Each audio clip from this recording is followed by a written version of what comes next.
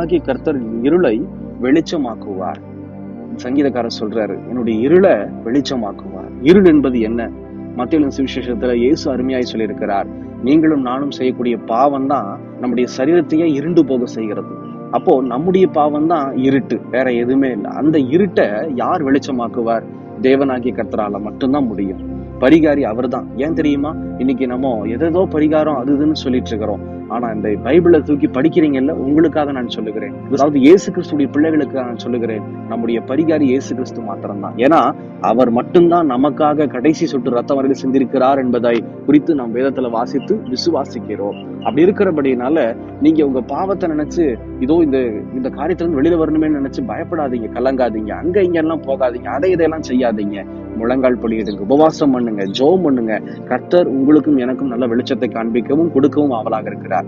என்னுடைய வாழ்க்கையிலையும் வாலிப நாட்கள்ல நிறைய பாவம் இருந்தது.